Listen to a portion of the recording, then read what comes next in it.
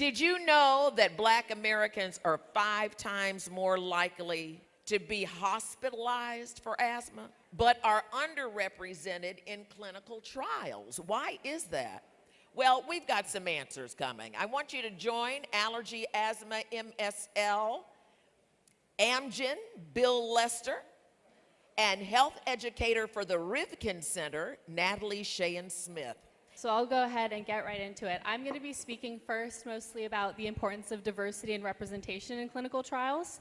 And then Bill is going to get into speaking about specifically health disparity with asthma, how you can be your own self-advocate, and how we might be able to mitigate some of those disparities.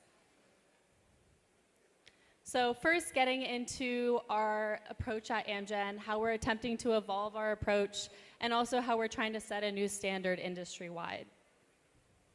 So first, I want to level set and make sure we understand why diversity and representation in clinical trials is important. You got to hear from one of the previous presentations, Tiffany was explaining her passion for clinical research, and that makes me so excited because it's definitely important to be talking about it with all communities, and I'm excited we get to talk about it with you guys today. So as some of you may know, but for those of you who don't, clinical trials are a very important part of developing new medicines, and the volunteers who are within the clinical trials make very important contributions to help us understand how those medications will be responded to by people, which is why it's important to have a diverse group within those clinical trial groups.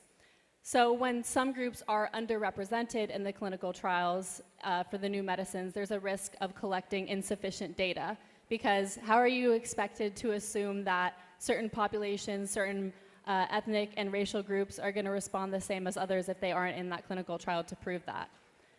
So we do also want to point out that we understand that racial and/or ethnic backgrounds also need to be considered in combination with other factors, such as social determinants of health, which is a term some of you may have heard, and that's things like your lifestyle, your diet, your exercise like we did today, and many other factors, as well as genetics, which is something that you're just born with, unfortunately isn't in your control.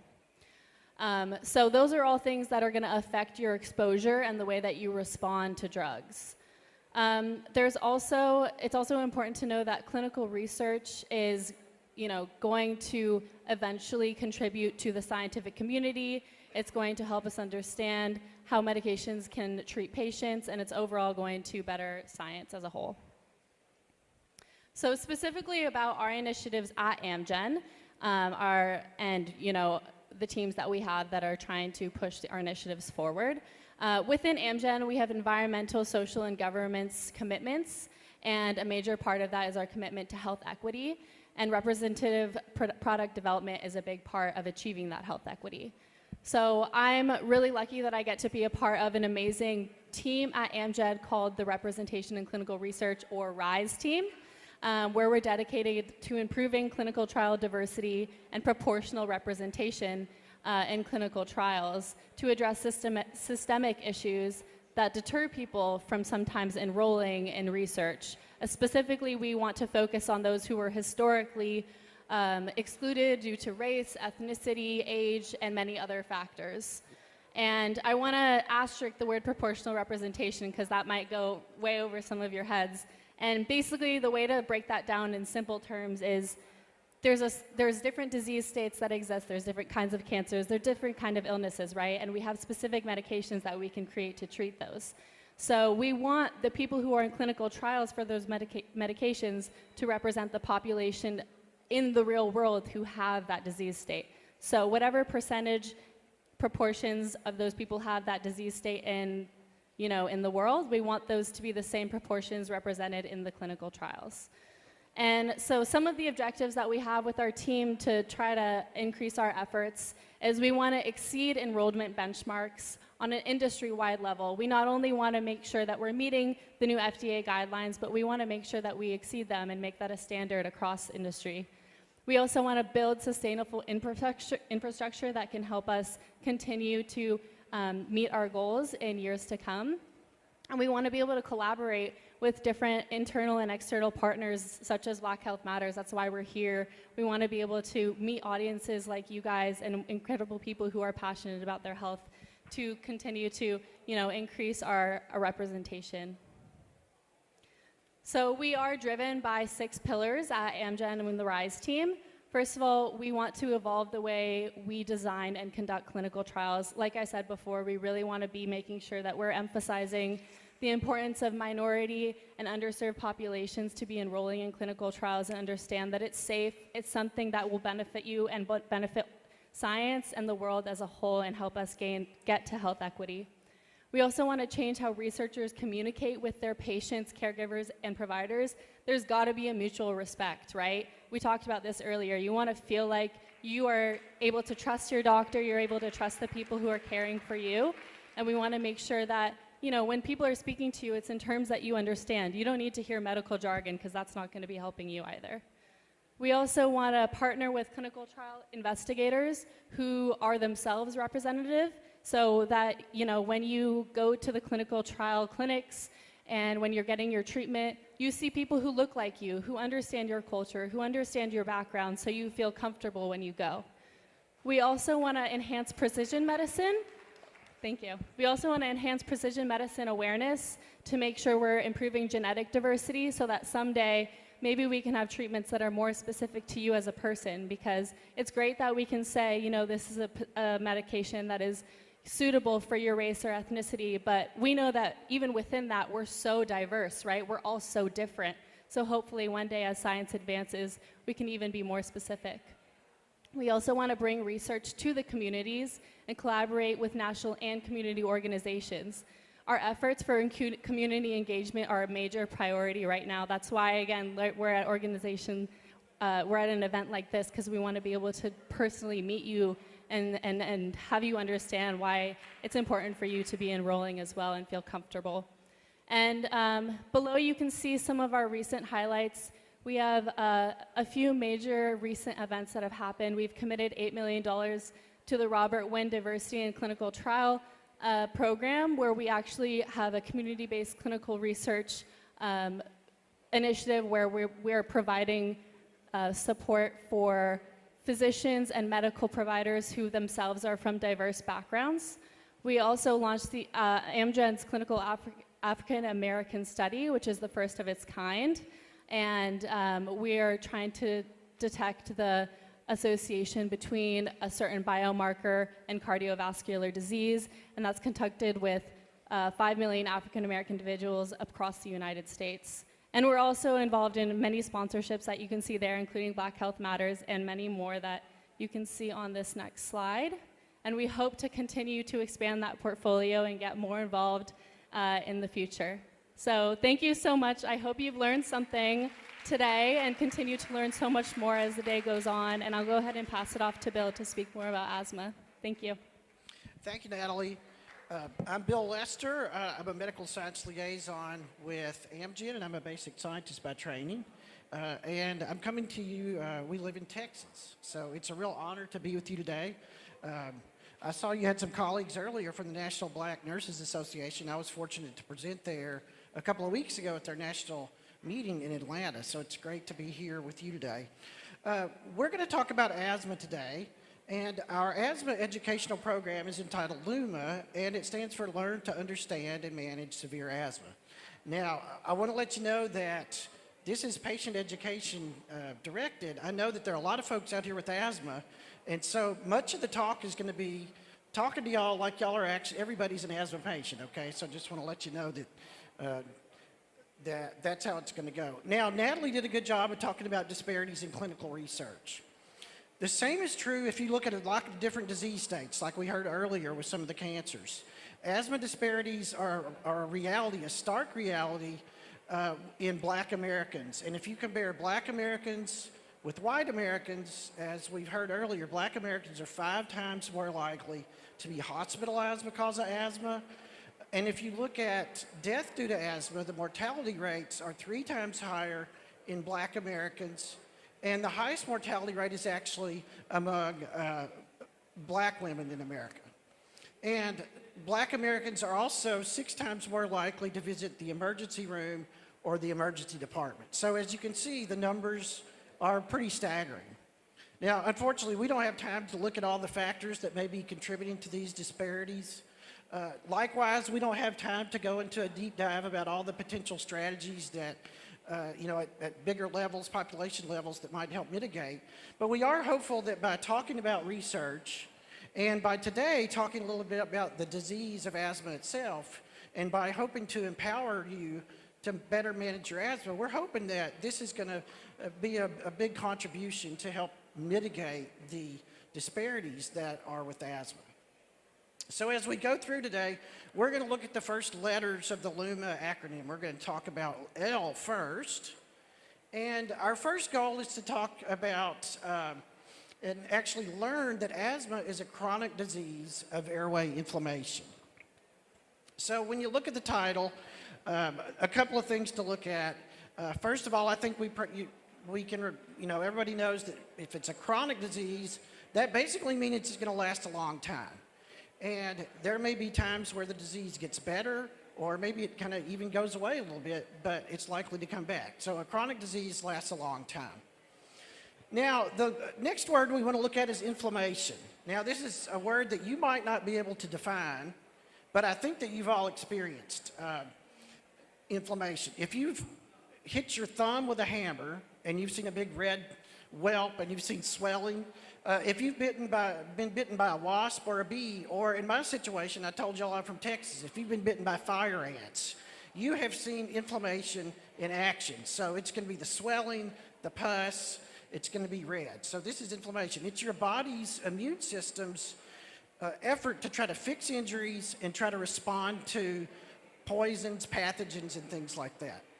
Now, if we look at this picture, again, I'm a scientist, and one thing I like to think about on the picture is air, because air is made 21% of oxygen, and every single cell in your body's got to have oxygen to survive, right? And so when you breathe in, air comes in through airways. You can think of them as pipes. That's how air gets deep into your lungs, and deep in your lungs, the oxygen from the air can get into the bloodstream and feed all the cells in your body. So on the left-hand side is a patient's airway that does not have asthma. It's like a pipe. It's wide open. You can move a lot of air, or you could think of it like moving a lot of liquid through there, right? If you look at the middle picture, this is from a patient who has asthma. And in a patient with asthma, the airways are inflamed, so they're kind of swollen. And that means the pipe is smaller, the airway is narrowed, and so it's more difficult to move air, and it makes it more difficult to breathe. On the right-hand side is an airway in which a patient, if you're an asthma patient, you're having an exacerbation or an attack.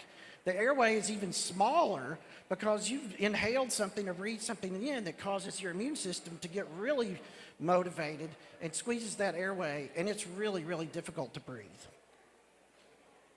So what are the hallmark symptoms of asthma? You probably have seen these: coughing, wheezing, shortness of breath, and chest tightness. It's important to know that asthma, like a lot of diseases, is going to be unique to you. So you may have some of these symptoms, you may have all of the symptoms, but these are the classic symptoms of asthma. Now, if you think you have asthma, you're talking to your healthcare provider, or you already have asthma, you go to your healthcare provider, they may draw blood, but one thing they're going to do is they're going to ask you a lot of really nosy questions. They're going to ask you things like, are you waking up at night because of your symptoms? Are you having problems doing your daily activities? In other words, can you walk from the subway to the building today? Maybe you started having wheezing, okay? They're going to ask, well, are you taking your medicines properly? Well, the reason they're asking all these really nosy questions is because this is going to help your healthcare provider determine if you have mild asthma, do you have moderate asthma, or do you have severe asthma. And if you have severe asthma, this means that you're going to have to take high-dose inhaled steroids plus another asthma controller medicine, and you may even have to take oral medications. Now, another reason they're asking you these really nosy questions is it's going to help them and you understand if your disease is under control. So if you're doing everything your provider tells you, if you've got severe asthma, you're taking all the drugs like you're supposed to, like they tell you, but you're still having those symptoms of asthma, then your disease is not controlled. Now, I know a lot of you, and we've seen a lot of folks raise their hands that they have asthma. So And you may think, I mean, maybe today you didn't realize it, but there are probably folks that are going, you know, I'm the only person in my building, I'm the only person in my church, or I'm the only person on my block that has asthma. Well, we want to encourage you and let you know that you're not alone. 25 million people in the United States have asthma. And of those, 10% or almost 2.5 million people are going to have severe asthma, like we just talked about, okay? And let's say, oh man, I've got severe asthma. Well, it's hard to control. Well, that's true, because as many as half of the patients with severe asthmas, their asthma is not controlled well. So that means in the country, as many as 1.25 million people are suffering with asthma. They're having a hard time controlling it, and it's not well controlled. So you're not alone, okay? It's really important to know that you're not fighting the battle on your own. Now, we want to look a little bit more. I've mentioned the word, talked about the immune system a little bit. So now we're going to look at the U. Understand that the immune system is an underlying cause, can be an underlying cause of your asthma. Now, I got a real kick out of Rolanda a minute ago. She talked about rats, roaches, and Rolanda. And I also had the good fortune of talking to a psychologist before the program, and he said, you know, I work to help people with their stress. So these things are all examples of triggers or irritants that you breathe in or experience that may make your symptoms worse. So if you're allergic to rats, if you're allergic to dogs, if you're allergic to pollen, you breathe this in, this can activate your immune system and make it worse, narrow your airways, and contribute to your disease. Now, it's important to know that as an asthma patient, your symptoms and your triggers are unique. So you may know somebody that is triggered by diesel exhaust, or perhaps the smoke that's been coming down from Canada here in New York, right? But not everybody's going to have the same triggers. As we saw, stress can be a trigger, laughing and crying. These are all examples, and again, I'm going to say it again, that it's important that these symptoms, these triggers, are all going to be unique to you in your case. So now let's try to bring this together. What does the immune system have to do with the triggers, and how is that involved with asthma? So in a person without asthma, the immune system goes about doing its business in terms of fighting bacteria, viruses, and dealing with triggers, and you probably don't even know it. But if you're an asthma patient, when you encounter triggers or some of these irritants, your immune system actually goes into, I'm going to say, hyperdrive, or becomes overly aggressive, okay? So that if you have asthma, your immune system is going to respond to things that other folks' immune systems may not respond to.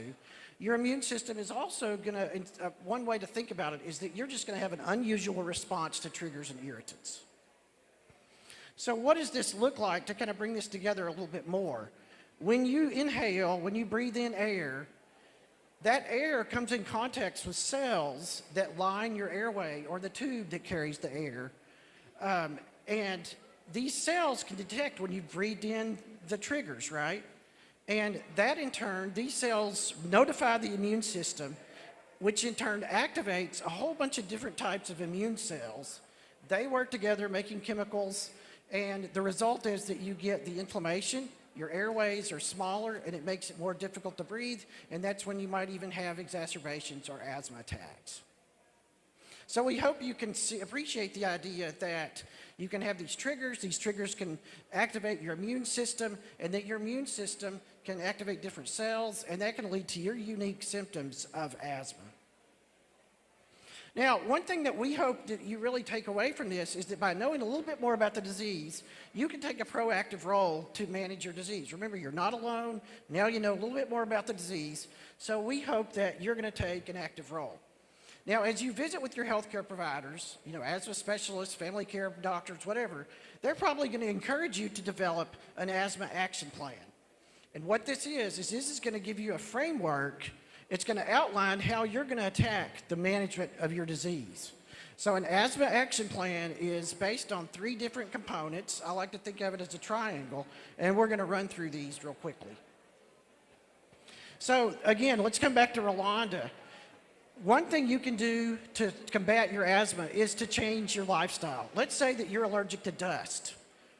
Well, if you're allergic to dust and you work in a dusty shop, or if your home is dusty, that means you need to vacuum your carpets, It means you need to wash your sheets and blankets, you need to put on bed covers, you need to do everything in your power to reduce your exposure to dust.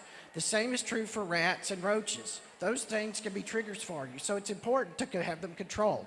A lot of folks love pets. A lot of folks are triggered by pets, but they still let their pets sleep in the bed with them or sleep in the bedroom.